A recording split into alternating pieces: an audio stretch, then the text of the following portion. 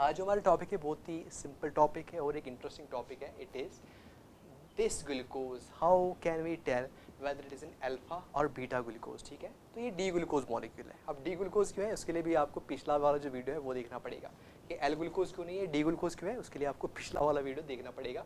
Description में link है. ठीक है, तो ये डी ग्लूकोज मॉलिक्यूल है और ये हम बनाते हैं ऐसे, इसको हम बोलते हैं फिशर प्रोजेक्शन. ठीक है, this is called Fischer projection. Sometimes देखें ना. ठीक है, ये जो हमारे पास स्ट्रक्चर है it is Fischer projection of glucose. ठीक है, बट जो एक्वस सॉल्यूशंस होते हैं, जो सेल का जो एनवायरनमेंट होता है, जो सेल का जो इंटीरियर होता है, वहाँ पे मेजॉरिटी और मोस्ट ऑफ दी कार्बोहाइड्रेट्स जो होते हैं, जो शुगर्स होते हैं, they don't exist as this projection. वो ऐसे एग्जिस्ट नहीं करते हैं. They form a ring, they form a cyclic structure. ठीक है, तो वो एक साइक्लिक स्ट्रक्चर बना सकते हैं. तो वो साइक्लिक स्ट्रक्चर कैसे बनता है उसके लिए एक मैकेनिज्म है. वो मैकेनिज्म क्या है? वो होता है intramolecular nucleophilic attack. So I won't be getting into the details here. Intramolecular, you must have heard about these nucleophiles and electrophiles. ठीक है, nucleophile is that species which has got the affinity for this positive charges, okay, and the electrophile is that which has got the affinity for these electrons or the negative charges. So if I try to make it a bit easier, ठीक है, पूरा मैं इसमें नहीं जाऊँगा but थोड़ा सा यहाँ मान लीजिए जो C5 है या जो C4 है, ये जो है यहाँ पे you can see there are these two lone pairs of electrons on this. So you concentrate on this C5. ठीक है, जो C5 है इस पे एक लोन पेयर ऑफ इलेक्ट्रॉन्स होता है, 2 लोन पेयर ऑफ इलेक्ट्रॉन्स होते हैं. So this qualifies as a nucleophile because this has the extra negative charge. ठीक है, ये एक न्यूक्लियोफाइल है.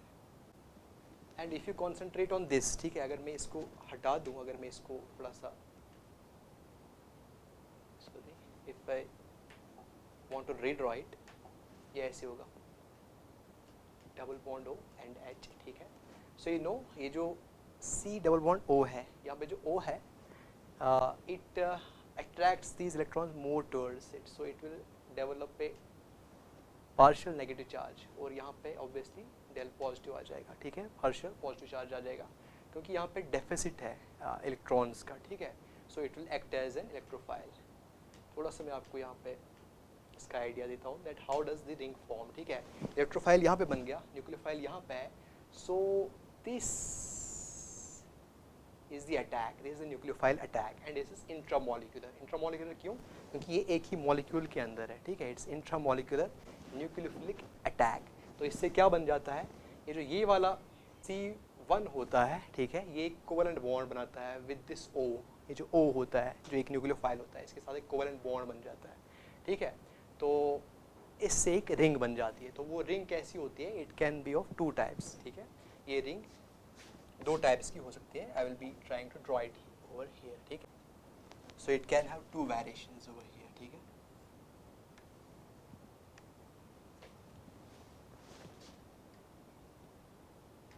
यहाँ पे आपका O आ जाएगा, जो मैंने कहा कि ये वाला O है. ठीक है, this is the O, this one. ठीक है, ये कोवेलेंट बॉन्ड बनाता है किसके साथ? C1 के साथ. ये वाला यहाँ पे C1 है, इट इज़ द 1. ठीक है, ये 2 है, ये 3 है, ये 4 है, ये 5 है और 6 जो होगा वो रिंग के बाहर होगा. ये इसी से बन जाता है bye means of this nucleophile attack on C1. ये ऐसे है. तो ये OH जो होगा ये यहाँ पे OH यहाँ पे आ जाएगा, एक OH यहाँ पे आ जाएगा, एक OH यहाँ पे आ जाएगा. ठीक है, it is H over here, it is H over here, it is H over here. ठीक है, and it is H over here. यहाँ पे CH2OH जो ये C6 है. ठीक है, तो ये एक वेरिएशन है रिंग की. या तो रिंग ऐसे बन जाएगी या ये रिंग में थोड़ी सी वेरिएशन आ जाएगी and it will take another form. It will be like this. बिल्कुल ऐसी होगी लेकिन थोड़ी सी डिफरेंस होगी.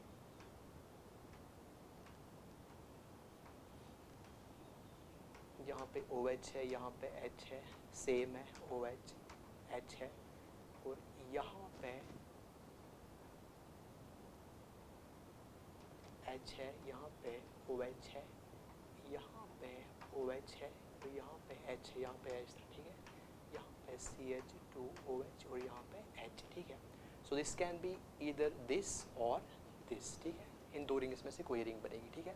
तो अब ये जो रिंग है, दोनों रिंग्स में कितने कार्बन्स हैं, 6 कार्बन्स हैं। 1, यहाँ पे हम कार्बन सीधा नहीं दिखाते, सी नहीं दिखाते, ठीक है। जहाँ पे ज्वाइनिंग पॉइंट है ये वाला, ये वाला, ये वाला, ये वाला, these are the carbon atoms, ठीक है। ये कार्बन 1 है, 2 है, 3 है, 4 है, 5 है और ये 6 है, ठीक है। यहाँ पे भी ऐसी 1 2 3 4 5 एंड 6, ठीक है। कहाँ से बन गया, इससे बन गया, ठीक है। इसने रिंग फॉर्म एज्यूम करी by means of this nucleophile attack. तो इससे पहले कि हम अल्फा इसमें कौन है, बीटा कौन है, उसको डिस्कस करें, उससे पहले मैं आपको और एक चीज़ बताता हूँ, ठीक है। वो चीज़ क्या है, वो ये है कि ये जो ये वाली रिंग है, ये 6 मेंबर्ड रिंग है। This is 6 membered ring. 6 membered ring क्यों है 6 मेंबर्ड रिंग? क्योंकि जो रिंग स्ट्रक्चर बन गया, इसमें 6 एटम्स हैं रिंग में। देखो इसमें ऑक्सीजन है, एक कार्बन 5 है और एक कार्बन अलग है, ठीक है। सो कुल मिला के इस रिंग में 6 एटम्स हैं। So it is 6 membered ring, 6 membered ring.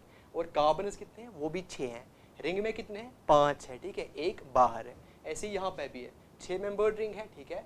और 6 मेंबर्स में एक ऑक्सीजन है, 5 कार्बन्स हैं, जो एक कार्बन है वो बाहर है, ठीक है। It is 6 membered ring. और इस 6 मेंबर्ड रिंग को हम बोलते हैं पायरेनोस रिंग। ये आपको पहले याद रखना है, इससे पायरेनोस रिंग, पायरेनोस रिंग, ठीक है। कहीं पे हमारे पास 5 मेंबर्ड रिंग्स बन जाती है, उनको बोलते हैं फेरेनोस रिंग्स, ठीक है। वो भी हम आगे देखेंगे, लेकिन फिलहाल ये याद रखो कि it's pyranose ring, 6 membered ring, pyranose ring, जो ग्लूकोज की बन गई अभी, ठीक है।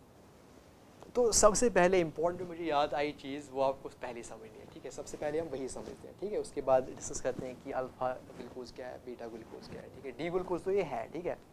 So one of them will be alpha D glucose and other will be beta D glucose. तो वो क्या है वो हम बाद में देंगे, लेकिन पहले इस पर कॉन्सेंट्रेट कर लीजिए। देखो जो आपका ये वाला प्रोजेक्शन है, फिशर प्रोजेक्शन है, इस पे कार्बन नंबर 1 पे कंसंट्रेट कर लीजिए, जो एल्डिहाइड ग्रुप में इन्वॉल्व है, ठीक है। इस पे कंसंट्रेट आप कर लीजिए, concentrate on this, just concentrate on this one, इस पे कंसंट्रेट कर लीजिए, ठीक है। ये कार्बन 1 है, ठीक है। और फिर कंसंट्रेट कर लीजिए इस कार्बन 1 पे, इसके कार्बन 1 पे भी आप कंसंट्रेट कर लीजिए। कहाँ गया, इस पे भी कंसंट्रेट कर लीजिए और इस कार्बन पे भी कंसंट्रेट कर लीजिए। Do you find any difference? क्या कोई डिफरेंस आपको नजर आ रही है? थोड़ा आंखें खोल लीजिए, देख लीजिए। ये C1 यहाँ पे है, can you tell me whether it is chiral और नॉट? क्या ये कायरल है? हमने पहले डिस्कस किया था कि कार्बन 1 यहाँ पे कायरल नहीं होता है। क्यों? क्योंकि यहाँ पे 4 सिंगल बॉन्ड्स नहीं है। जब 4 सिंगल बॉन्ड्स नहीं है तो होता क्या है, यहाँ पे 3 ही ग्रुप्स या 3 ही एटम्स इसके साथ एसोसिएटेड है, तो ये कायरल नहीं है। सो C1 यहाँ पे C1 जो है, C1 की बात कर रहा हूँ, इट इज़ नॉट कायरल, ठीक है। अगर आपको समझ नहीं आ रहा है तो इसके लिए आपको पिछला वीडियो देखना पड़ेगा, ठीक है। C1 जो है एक कायरल नहीं है, क्योंकि इसके साथ कायरल होने के लिए 4 एटम्स या 4 ग्रुप्स होने चाहिए। यहाँ पे 3 ही है because of 1 single double bond, ठीक है, जो C डबल बॉन्ड O है, ठीक है, क्लियर। तो यहाँ पे C1 जो है वो कायरल नहीं है। अब यहाँ पे देखो, क्या यहाँ पे C1 कायरल है? देखो ये भी ग्लूकोज है, ये वही ग्लूकोज है लेकिन रिंग फॉर्म में है। यहाँ पे जो C1 है वो कायरल नहीं है। अब देखते हैं यहाँ पे क्या वो कायरल है या नहीं है। देखो यहाँ पे C कहाँ पे है, इस पॉइंट पे C है, ठीक है। दिस इज C, जो हमने दिखा, जो हम इस प्रोजेक्शन में नहीं दिखाते हैं, इसका हैवॉस प्रोजेक्शन, ठीक है। तो अब यहाँ पे C1 जो है, इसके साथ भी 4 ग्रुप्स हैं। यहाँ पे 3 ही ग्रुप्स नहीं है, 3 ही एटम नहीं है, 4 ग्रुप्स हैं। देखो कौन कौन। एक तो इस C के साथ जुड़ा है ये OH, है कि नहीं। उसके बाद जुड़ा है ये H, 2 डिफरेंट ग्रुप्स एटम्स, ठीक है। उसके बाद इस C के साथ जुड़ा है ये O, डिफरेंट। उसके साथ इस C के साथ जुड़ा है ये C, जिसके साथ H है, OH है और यहाँ से C है, ठीक है। तो ये डिफरेंट है। तो चारों यहाँ पे जो ग्रुप्स हैं, जो चारों एटम्स हैं या ग्रुप्स हैं, वो डिफरेंट है। तो यहाँ पे जो C1 है इट इज़ कायरल, है कि नहीं, ठीक है। यहाँ पे C1 जो था इट वाज नॉट कायरल, लेकिन जब इसने रिंग फॉर्म एज्यूम करी इट बिकेम कायरल। इस कार्बन को जो फिशर प्रोजेक्शन में, जो ओपन फॉर्म में नॉट कायरल था, लेकिन फिर जब वो कायरल बना after it assumed the ring form, ऐसे कार्बन को हम बोलते हैं एनोमेरिक कार्बन। ये इंपॉर्टेंट चीज़ है, एनोमेरिक कार्बन, ठीक है। जो C1 है ये एनोमेरिक कार्बन है, ठीक है। अब ये मैंने क्यों बोला, क्योंकि इस पे आपको कॉन्सेंट्रेट करना है, आपको एनोमेरिक कार्बन पे कॉन्सेंट्रेट करके ये देखना है कि whether the glucose is alpha D glucose और बीटा डी ग्लूकोज, ठीक है।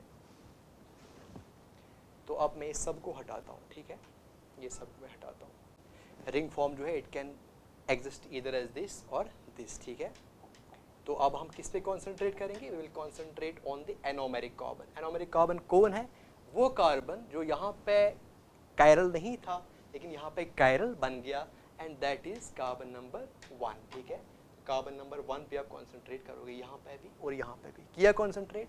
उसके साथ आप कॉन्सेंट्रेट करोगे इस कार्बन नंबर 6 पे, वो कार्बन जो रिंग से बाहर है, ठीक है, कार्बन नंबर 6 पे। इन दो चीज़ों पे आप कॉन्सेंट्रेट करोगे, एक C1 जो एनोमेरिक कार्बन है और दूसरा ये कार्बन जो रिंग से बाहर है, ठीक है।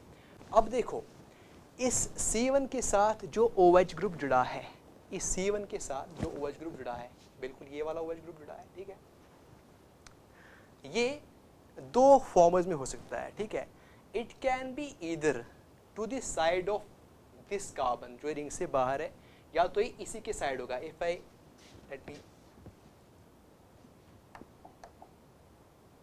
मी ट्राई टू सिंपलीफाई इट।